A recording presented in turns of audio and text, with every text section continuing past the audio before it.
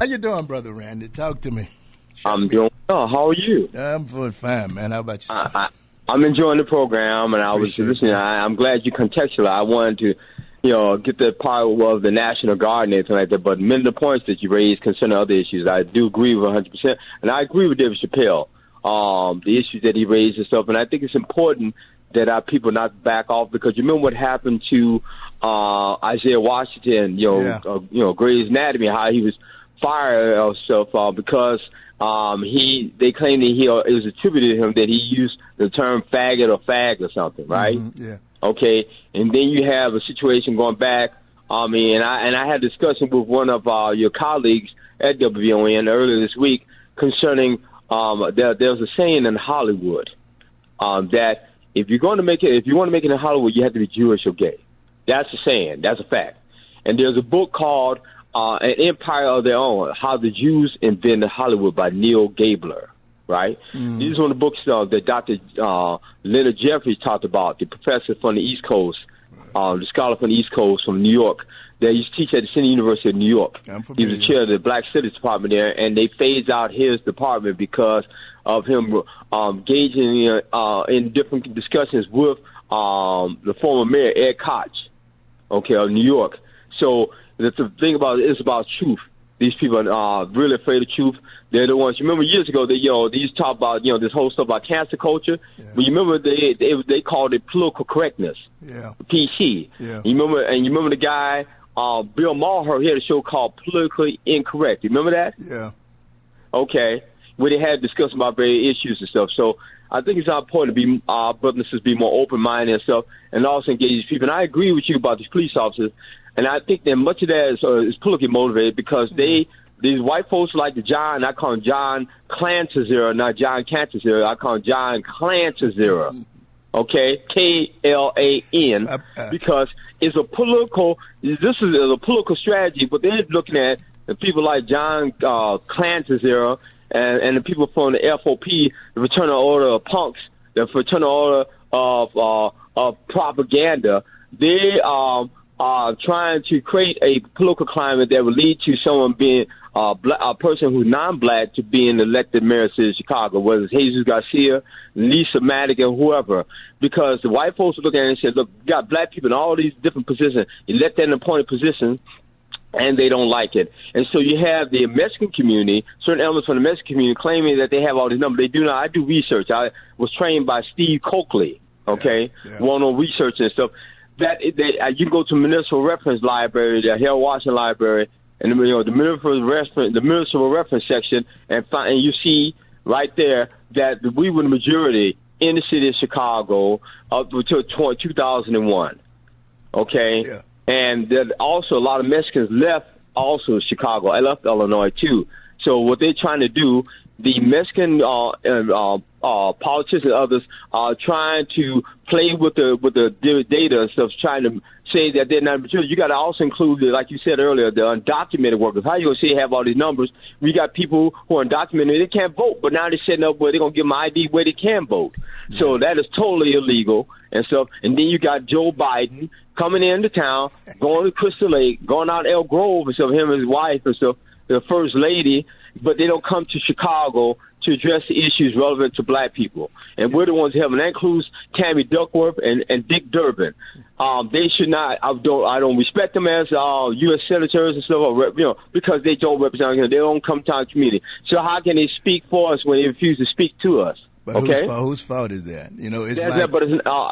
Think about, look, our people are the ones who question the challenges. I've been a part of this where we try to meet with these people. They will not come. Look, I'm going to tell you this, brother, before I go. Mm-hmm. There was a debate scheduled, U.S. senatorial debate scheduled at St. Mark's Church on 85th and St. Lawrence, okay? Tammy Duckworth was supposed to show up. Perry Small was the moderator. Tammy Duckworth did not show up. Mm-hmm. They asked her to come. We shouldn't have to beg these people. Our state, federal, county dollars go to these people, whether you're a Cook County Commissioner, Alderman, sitting in the state, rep, state senator, and a U.S. senator. Okay? They ain't supposed to come. We shouldn't have to beg and plead with them. Okay? I agree with you. We're the ones who fought, and black people fought in every war. all these other groups cannot say that. We fought in every war. That's right. Okay? And going to the 1800s. So give us our darn respect, okay? And the problem is that you got a lot of black people, a lot of weak, petty. Well, that's what my question when I said whose fault is that. But I'm saying, look, brother, and I have much respect for you. I appreciate the music. I think you're tremendous. Really, I do. I have much respect for you. We talk. Hit the bell, man. He's just jiving me now. But that's all right, James. I'm kidding. No, I'm not blowing smoke up you. I'm not blowing smoke. Go on, brother. I do. I think you're a good brother. I met you before. We talked before. Come on now. Yeah. So you know the deal, bro. I'm not going to keep you long. Out of respect for others. But I'm telling you the truth. Our people, my thing is this. Our people can only we do our part. Why should we have to go beyond the call of duty when these other people don't have to put forth such tremendous efforts like the Mexican, Puerto Rican, Asians, whites and stuff? Why is we have to do much more? Why is we have to double and triple our efforts to get these people to come and address our concerns when these people, all they have to do from the Mexican, white, Asian, Irish, East Indian, Pakistani, other communities, Chinese, wherever, all they do is make a phone call, call people, and they come. So come on now, there's a racial part of it. They don't respect us because black is synonymous with criminality, thuggishness, stupidity, ignorance, and stuff, and danger. Blackness is associated with danger. And you know that. They criminalize blackness, and because they criminalize us for who we are, for people. Black people are criminalized for being African, for being black people, period. Okay? Yeah, I agree with that. But so I appreciate you. Yeah. I appreciate what you're doing. My thing is we need to sit down and have discussions about this more often and share information and stuff. But the books I want you to check out the Black Male Handbook by Kevin Powell, and check out Criminalizing Race by Charles C. McIntyre, and my thing is our people need to, and also check out Marimba Ani's book, Urugu, as well as the book, Let This Circle Be Unbroken, and Nearly Fuller's book, The United Compensatory Code Book. Okay? You know what I opened my show with there, mostly, right? Tell me about, brother. Tell me. Ignorance is the most costly crop that any community can produce. That man, Mr. Edward J. Williams, did that from a book, 25 years in the black bottom. I mean, in the black belt. In the black belt. 1918 he wrote that. Look at that. You see, but see, this is why I appreciate you. That's why I appreciate you, brother. Because we're number one, you also got to remember Dr. Timio Black. Thank you. I appreciate that. I thank you very much for reminding me of that. I do want to say farewell. And also, you got to remember, we're on the anniversary of the Men Man March and everything. Also, the last thing is this: we're also on the anniversary of the assassination of Maurice Bishop. Right. That was October the 12th, I think, 1982, 1983. And the CIA and others were involved in destabilizing, and the U.S. military of destabilizing Grenada and stuff, and because of his association with Daniel Ortega and Fidel Castro. Get the book, Maurice Bishop Speaks, published by Pathfinder Press. I got it. I got that book. Keep up that some work. Take care, my brother. Thank you safe. very much. Appreciate it, Randy. Thank you very much. I appreciate that, and thank you for reminding me of Dr. Black. Folks, forgive me for that. A man that definitely deserved for me to say farewell to. A man who lived a full life, and he was pretty sharp for most of his life, right up until the end. He was still going. I want to say farewell to Dr. Timothy Black. And he's right about the Million Man March, as well as Maurice Bishop, a great guy down there. You're listening to Classic Blues and R&B on WVON 1690 AM. The talk of Chicago and the voice of the nation. Oh, yeah, those taps went out for Dr. Timothy Black. I knew he was a veteran, but I was trying to make sure for certain. He was in the World War II veteran. He was a World War II veteran, and he was there for the invasion of Normandy. He was there for all of that, so I kind of figured he was. It's kind of hard for us to be born in this country, and up until Jimmy Carter? Was it Jimmy Carter who outlawed? I think that during his administration, not him, but during the period that he was the draft was phased out. But Dr. Black was at Normandy and at the Battle of the Bulge. So I could not believe that he would not have been a veteran. I had to make sure but that's why those taps went out for him. And I'm glad that Randy, I want to thank him. The lady you was talking about with Dr. Leonard Jeffries is Diane Ravish, out of Texas. The books and all of that stuff. A lot of folks don't realize what the hell is. If you read a little bit, you might learn something. I didn't say a lot. Now, you read a little bit. A little, it's something. Maybe when you go to Wikipedia, have an idea. Just don't take everything that Wikipedia says. But at least you can find. Dr. Black did get 4 stars from the war in France, and it was bravery. He got 4, I might say, or something. But anyway, you got to deal with that kind of stuff. Folks, we got somebody on the line. Let's see what they're talking about. Hello, how you doing? Hello. Pretty good. How are you? I'm doing well. How about yourself? Oh, pretty good.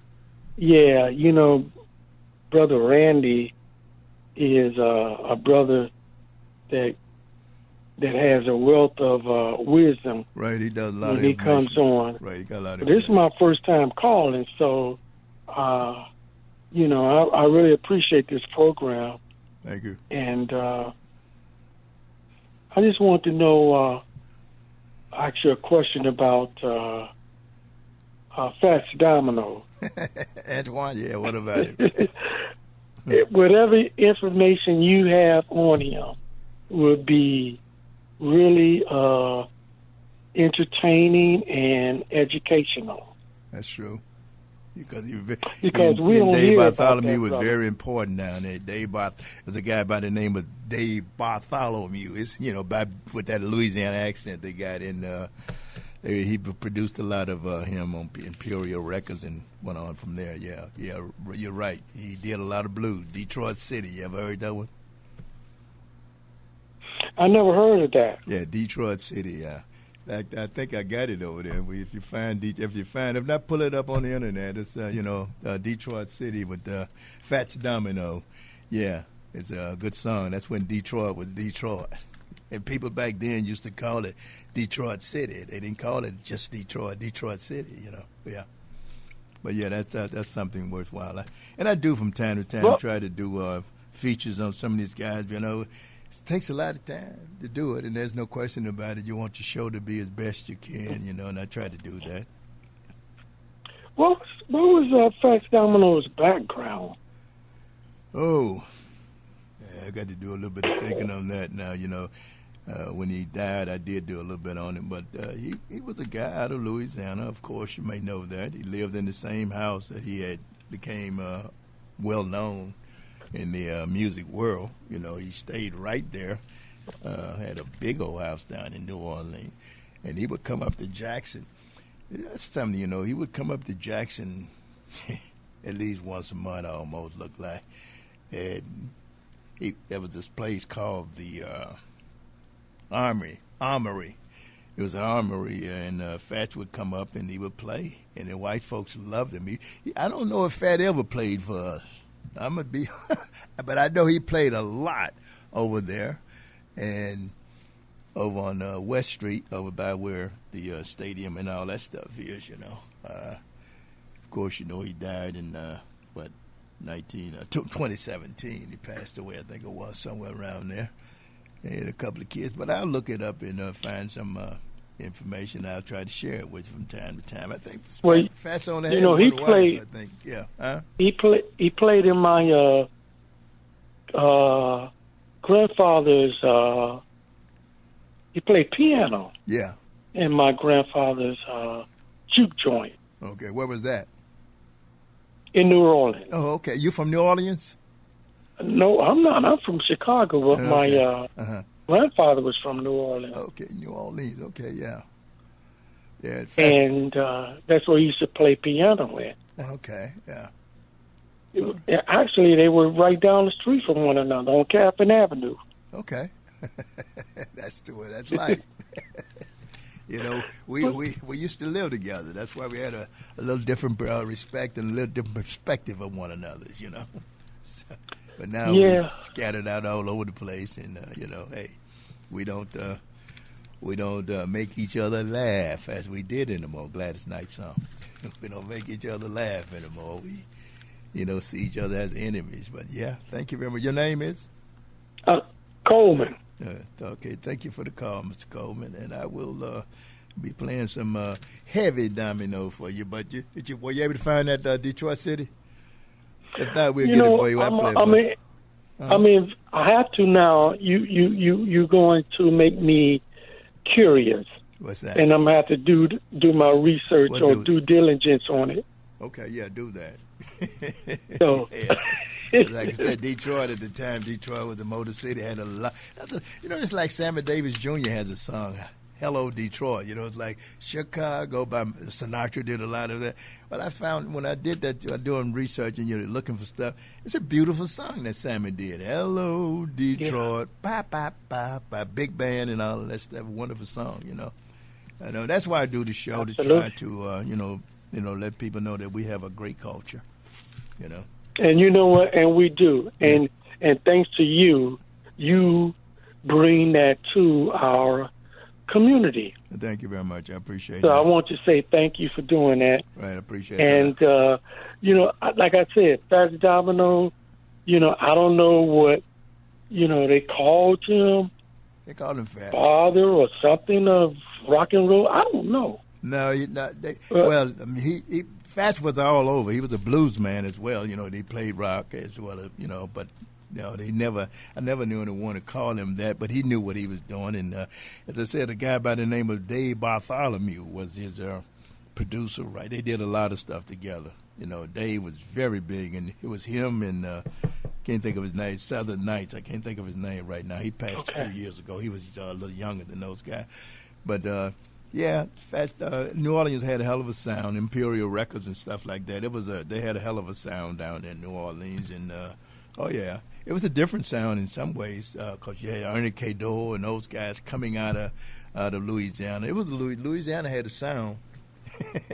They did have a sound. You, brother, you definitely bring it on. And I appreciate it. Okay. Thank you very much. Because, like I said, it's a lot of history out here. Yes. And we don't get it. Right. Well, I was getting ready to go right on. I'm sorry. And unless brothers like you bring it. Okay, I appreciate that. I was getting ready to quit. Now you're making me stick around another month or two. But thank you very much. I appreciate your call, Mr. Coleman. Thank you. And you take good care of yourself. Don't quit either. Oh, okay. I keep we on need going. You. Okay, thank you very much. We need you. So. All right. All right. Okay, well, you able to find Fats for him? Okay.